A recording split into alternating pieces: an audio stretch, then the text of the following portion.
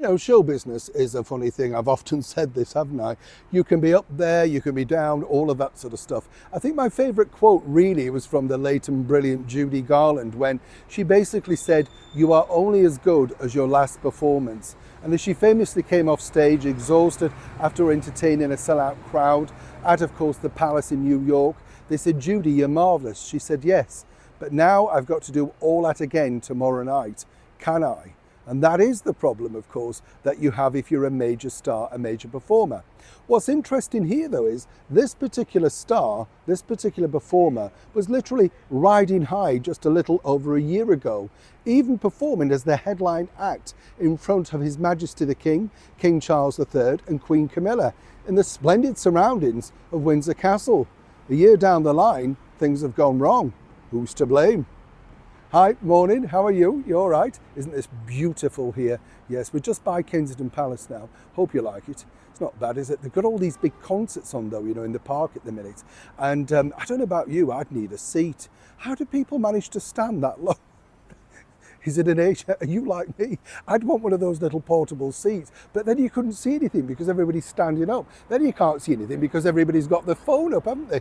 A friend of mine went to see a musical the other night, and she said what was annoying was she was sat in front of a guy who was one of the world's tallest men in the theatre seat, and then she said he got his phone out. Don't know why I bothered. It kind of made me laugh, that, because you think, yeah, it is like that, isn't it? We're all now in our own spaces, our own world.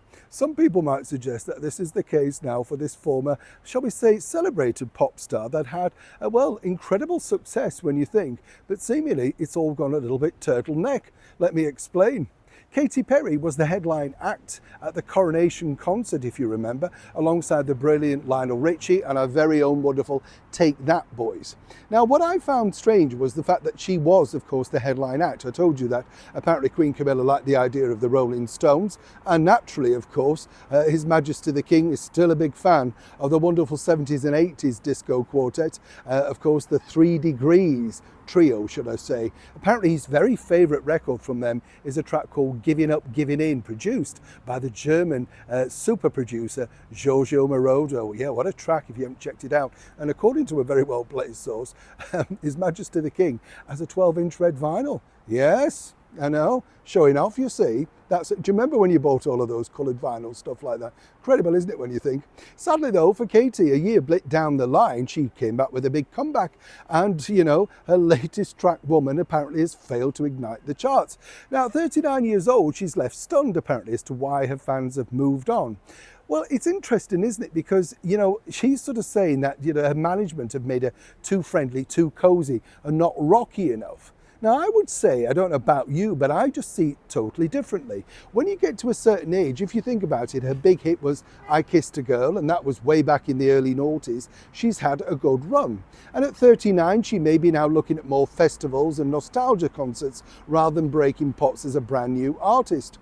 Even, of course, offering to be interviewed about her time again performing in front of His Majesty the King and the Queen has failed to get some interest. Now, she's holding back on the album, apparently, because she's so appalled and dumbstruck as to why nobody's rushed out to buy it. She's not alone, though, because another pop diva, Jennifer Lopez, is also struggling to actually find an audience. She started out in a greatest hits tour or a non-greatest hits, and then they quickly turned it round to that. But even that couldn't lure people in. I would suggest this. It's a bit of an age thing. It's a cost of living thing. And the bottom line is people want everything for free. And if you want now to download a single, you can do it for pennies. Why would you then want to buy the album? It's not like in our day when you bought the album from your favourite store, put it on your radiogram and listen to it. The disposable world has caught up with the world of pop. And Katy Perry may have kissed a girl, but what she's finding is, well, sadly, a lot of people are kissing her off. Now, who's truly to blame? Is it age, or is it simply the single's not as good as people were expecting? Critics can be cruel. I should know. Neil Sean in the very heart of London.